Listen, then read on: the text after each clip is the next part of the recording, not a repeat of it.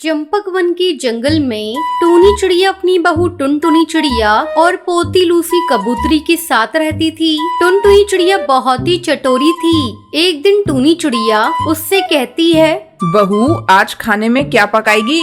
माँ जी, खाना क्या पकाना, मैं होटल से ही मंगा लेती हूँ। और आज मेरा मन फ्राइड राइस खाने को कर रहा है, साथ साथ मंचूरियन भी मंगा लूंगी।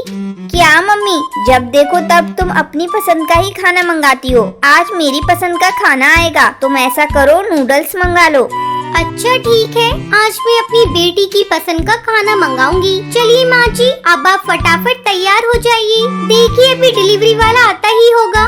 अरे बहू, तू भी ना रोज रोज जब देखो तब तू कुछ ना कुछ होटल से मंगाती ही रहती है। तुझे ये पता नहीं कि घर का खाना पौष्टिक होता है।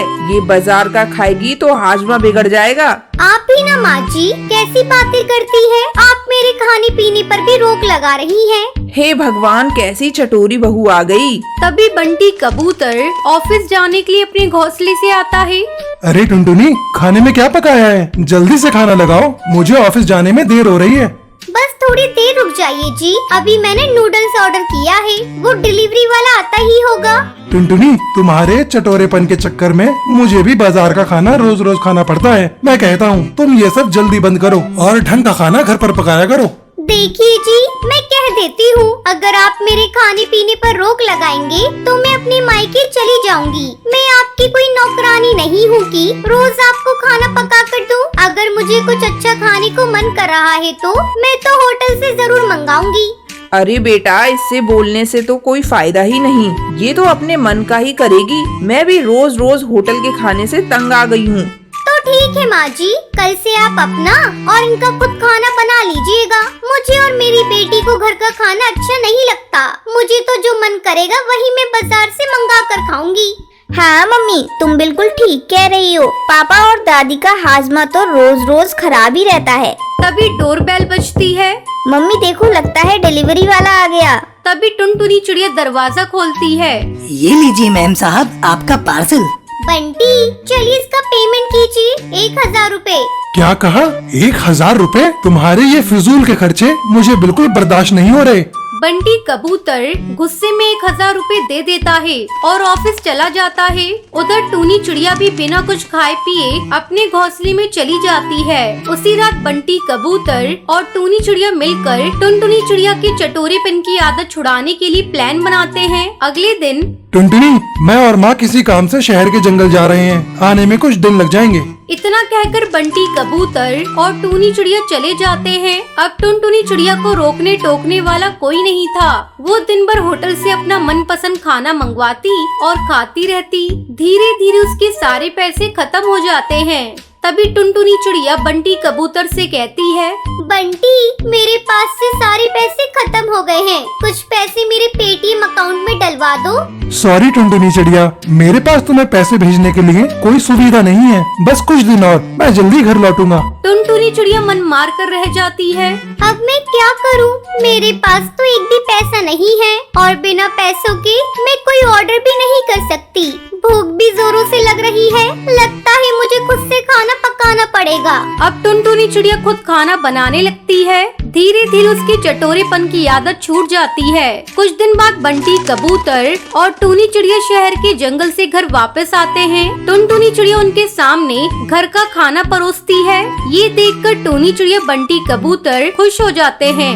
लगता है माँ, हम अपने प्लान में कामयाब हो गए। हाँ बेटा, तू सही कह रहा है। इस तरह टुनटुनी चिड़िया बाहर के खाने को छोड़ देती है और खुशी खुशी अपने परिवार के साथ रहने लगती है।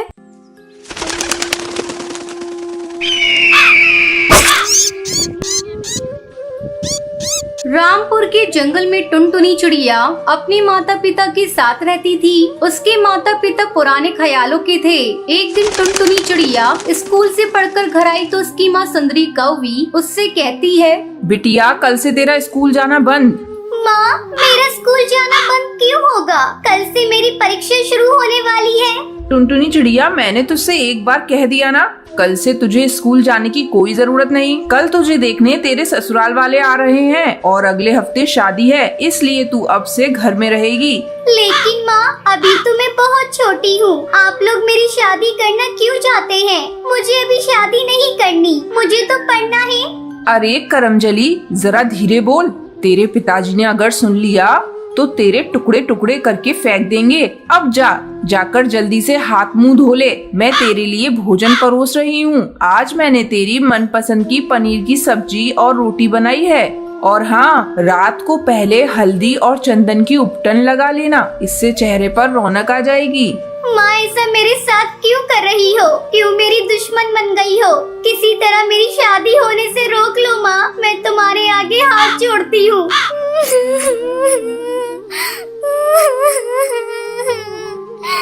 टुनटुनी चिड़िया रोए जा रही थी, तभी वहाँ टुनटुनी चिड़िया के पिता कड़कनाथ सेठ आ जाता है। टुनटुनी चिड़िया उसके पास जाती है। पिताजी, आप मेरी शादी क्यों कर रहे हैं? मुझे अभी पढ़ना है।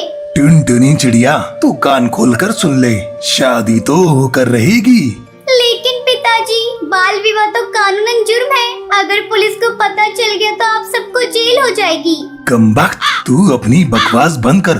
बाल विवाह हमारे जंगल की प्रथा है, इसे कोई नहीं बंद करा सकता, कानून भी नहीं। सुंदरी कौई, इसे ले जाओ और कमरे में बंद कर दो। मैं मेहमानों के सामने कोई तमाशा नहीं देख सकता। अगले दिन टुनटुनी को देखने उसका होने वाला पति गोलू चिड़ा और उसकी सास टूनी चिड़िया वहाँ आते हैं। गोलू चिड़ा टुनटुनी चिड़िया को पसंद कर लेता है और अगले सप्ताह दोनों की शादी हो जाती है और टुनटुनी चिड़िया की पढ़ाई अधूरी ही रह जाती है। नन्ही टुनटुनी चिड़िया के कंधों पर ससुराल की जिम्मेदारी का बोझ आ जाता है। ऐसे ही दिन गुजरने लगते हैं। एक दिन गोलू चिड़ा बाजार जा रहा था, तभी एक बाज उस पर हमला कर देता है और उसे अपना शिकार बना लेता है। इस तरह टुनटुनी चिड़िया छोटी उम्र में ही विधवा हो जाती है। इस बात का पता जब उसकी माँ सुंदरी कौवी को लगता है तो वो उससे मिलने के लिए आती है। अपनी माँ को देखते ही टुनटुनी चिड़िया चिल्लाने लगती है, चली जाओ यहाँ से। यहाँ क्या करने आई हो तुम? अब मैं तुम्हारी बेटी नहीं, तुम्हारी बेटी तो उसी दिन मर गई थी जिस दिन तुमने इसका बाल विवाह किया था। तुम मेरा घर बसाना चाहती थी ना, देख लो ऐसे बस गया मेरा घर। टुनटुनी बेटा, गोलू चिड़े की मौत ने तुझे पागल कर दिया है। कुछ दिनों के लिए तू मेरे साथ चल, तेरा मन बहल जाएगा। नहीं माँ, मुझे कुछ नहीं हुआ, तुम यहाँ से जाओ। मैं अपनी माँ जी को छोड़कर कहीं नहीं जाऊंगी। टुनटुनी बहू, जब तेरी माँ कह रही है तब कुछ दिनों के लिए अपने मायके चली जा। नहीं माँ जी, मैं अपनी अधूरी पढ़ाई पूरी करूंगी और घर घर जाकर पक्षियों को समझाऊंगी कि वो अपनी बेटियों का बाल विवाह ना करें। लेकिन बहू, तेरी बातों को पक्षी नहीं मानेंगे, क्योंकि बाल विवाह इस जंगल का एक रिवाज है। माँ जी, मैं पक्षियों को समझाने में अपनी जी जान लगा दूंगी। मैं उनसे कहूँगी कि वो पहले अपनी बेटियों को पढ़ लिख कर अपने पैरों पर खड़ा होने दे, फिर उनका विवाह करें। ठीक है बहू, तू जैसा ठीक समझे वैसा कर। अगले दिन से टुनटुनी चिड़िया अपनी अधूरी पढ़ाई को पूरी करने के लिए स्कूल जाने लगती है और स्कूल की छुट्टी होने के बाद टुनटुनी चिड़िया पक्षियों के घर जाती और उन्हें समझाती कि वो अपनी बच्चियों को बाल विवाह ना करें। धीरे धीरे टुनटुनी चिड़िया की बातों का असर जंगल के पक्षियों पर होने लगा। अब जंगल के पक्षी अपनी बच्चियों को पढ़ाने लगे। ये सब देखकर टुनटुनी चिड़िया बहुत खुश होती है और खुशी खुशी अपनी सास टूनी चिड़िया के साथ रहने लगती है। टुनटुनी को बचपन से ही खाना बनाने का बहुत शौक था। उसके पिताजी कालू कौआ लोहे के औजार बनाने का काम करते थे। उसकी माँ सुंदरी फिर उन लोहे के औजार और बर्तनों को जंगल में बेचकर आती थी। टुनटुनी उनकी गोद ली हुई बेटी थी और वो सब नदी किनारे एक पेड़ की डाल पर रहा करते थे। टुनटुनी क्या कर रही है? कुछ खाने को बनाया है या नहीं? एक दाल से दूसरी दाल घूमकर भूख से आंतड़ियाँ सिकुड़ गई हैं। लो माँ, आज मैंने कुछ नया बनाया है। अरे तूने ये चावल में क्या डाल दिया है? ये बिरयानी है, मैंने आज ही सीखी है। अरे टुनटुनी बिटिया, जितना तू खाने पर ध्यान देती है कुछ काम पर भी दिया कर। अरे जब देखो कुछ ना कुछ खाने को ही बनाती रहती है। 1-2 साल बाद तेरा ब्याह भी करना है, कुछ घर के काम भी सीख ले। ओहो, शर्मा गई। अच्छा चल जा बाहर भट्टी गर्म कर, लोहा पीटना है। सुंदरी, हमारी बेटी बहुत ही गुणवत्ती है। हमेशा कुछ न कुछ बनाने की कोशिश करती रहती है, लेकिन हम लोग इतने रईस नहीं हैं। रोज इतना अच्छा अच्छा बनाकर खाएंगे तो कहाँ से आएगा? चिंता क्यों करते हो जी, सब बच्चों का भाग्य है, सब भगवान देगा। देख, मेरे बस की बात होती तो उसे 10वीं कराकर घर में नहीं बैठाता और आगे पढ़ाता। वैसे हमारी टुनटुनी जिस घर भी जाएगी स्वर्ग बना देगी, बस एक अच्छा सा लड़का मिल जाए। अरे हम नारियल के खोल में रहते हैं, लड़का भी तो ऐसा ही देखना पड़ेगा ना। जब कभी सुंदरी की तबीयत खराब हो जाती थी तो टुनटुनी भी कुछ औजार बेचने के लिए एक डाल पर बैठ जाती थी। एक दिन उसे वहाँ गोलू मिला। अरे टुनटुनी, तुम यहाँ क्या कर रही हो? मैं ये खुरपे दरात हंसियाँ बेच रही हूँ। लेकिन तुम तो पढ़ने में इतनी अच्छी थी, फिर क्या हुआ? यहाँ ये सब क्यों? ये हमारा पेशा है गोलू। मेरे पिताजी ने मुझे 10वीं पढ़ा दिया, वही बहुत बड़ी बात है। हम पक्षियों में वैसे चिड़ियाएं नहीं पढ़ाई जाती। अरे यही हमारा देश पीछे रह गया टुनटुनी। अच्छा ये बताओ, तुम रहती कहाँ हो? यही नदी के पीछे ही हमारा नारियल का घोंसला है। टुनटुनी, तुम्हें खाना बनाने का वैसे ही बहुत शौक है, क्यों ना तुम पिज्जा पराठा बनाकर बेचो। ये कम लागत और कम मेहनत में बन जाता है और स्वाद तो पूछो ही मत। एक बार बनाकर तो देखो, लोहे के औजारों से भी ज्यादा कमाने लगोगी। क्या तुम मुझे इसकी सामग्री बता सकते हो? हाँ बिल्कुल, पर पहले तुम्हें मुझे अपने हाथों की बनी बिरयानी खिलानी पड़ेगी। कुछ दिनों बाद जंगल में एक तूफान आता है। कालू उस तूफान से बाल बाल बचा, लेकिन उसके आधे शरीर ने काम करना बंद कर दिया। डॉक्टर को दिखाया तो उन्होंने कहा कि इन्हें चंपकवन के किसी बड़े अस्पताल में दिखाना पड़ेगा।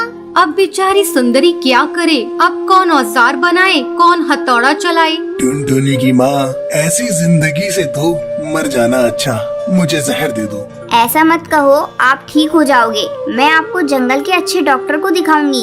अरे लेकिन पैसा कहाँ से आएगा?